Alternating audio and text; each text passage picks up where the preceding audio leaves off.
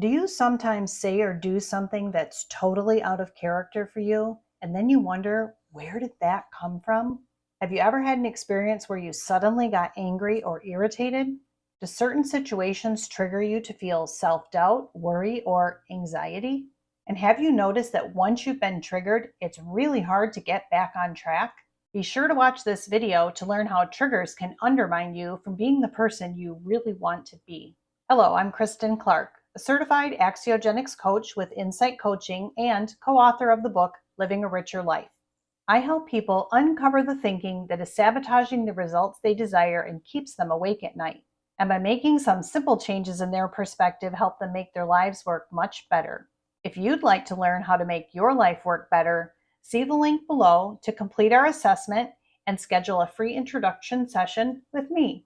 And if you like this video, please like and subscribe to our channel below. We all have triggers that can cause us to react in predictable and not so predictable ways. Our triggers are usually rooted in our past experiences, fears, or insecurities, or in the beliefs and expectations we hold about ourselves and our world around us. When life doesn't go the way we expect, these triggers can lead to emotional reactions or more subtle negative outcomes. Most times, our triggers are subtly influencing our thoughts, choices, and actions in habitual and automatic ways. Usually, we're not even aware of how these triggers are influencing our behaviors, performance, relationships, and lives. We have triggers about all kinds of things, but very often they boil down to something not meeting our expectations of how they should be. A simple example is how you think about time. Time would be the trigger in this case. Your relationship with time might come from a parent who drilled it into you that being on time is important. So now, how do you react when someone is late? Do you take it personally? Do you get angry? And does it show? You have to ask yourself, is your idea about time more important than about the relationships you have with people? Another example is about how someone should respect rules. Again, the trigger is your idea about the importance of rules and structure. What if you view rules as if they were the law, even if they aren't? How might you respond to someone who suggests a creative way to solve a problem, but from your perspective, they're trying to take a shortcut? On the other hand, what if rules are something you try to avoid whenever possible? What could be the downside of viewing rules as only a guideline? How might this impact your ability as a leader or in getting a promotion? And lastly, a common and sometimes devastating trigger is your expectations of how you should be. This trigger can cause you to think that no matter how smart, educated, or accomplished you are, that you're never good enough. This trigger might prevent you from trying new things or from sharing your own accomplishments because you don't think they measure up to your expectations of how they should be. How might this trigger impact your relationships with others? And what might the world be missing out on because you're holding back? These are just a few examples of how triggers may be impacting you and causing less than best outcomes in your relationships, your career, and your life. So what can you do if you're struggling with some of the thinking that's described here? The solution might be easier than you think. The key is to become more consciously aware of when you're getting triggered and reacting in habitual and automatic ways that may not be serving you well.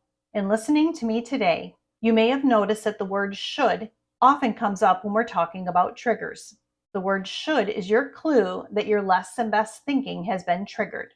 Let's consider how this works. Think of a situation in which you've been triggered. What happened following the word should? What kind of thinking was going through your mind? What did you say or do as a result of how you were thinking? How did you feel?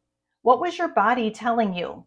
Did you make the best choices and take the best actions in that moment? Now let's consider the example with time. A family member arrived late again to a planned family event. You took it personally. This was an important family event, and you felt frustrated and angry that they always arrive late and that they should be there on time. You couldn't help yourself, and you made a snide remark about them being late again, and the family member shrugged away with an excuse. What is the price that you are paying when your triggers blow something out of proportion and skew your perspective to think that you are right and others are wrong in how they view or do things. What's the best possible outcome in the scenario I described? Does this improve your relationship with your family member? What do your words and actions say about you? Who is observing you? And what are you teaching them? What kind of role model are you being to your children? Now, replay the whole scenario, but ask yourself first, what kind of person do I really want to be? How do I want to show up? Since you decide that having your family present is more important than the time they arrive, you take a different approach this time. Your family member arrives late again. This doesn't change, only your approach does. You think about the person you want to be and you take a deep breath. You chose to think how glad you are that they were able to attend. This time, you do not take it personally. You help them unload their car.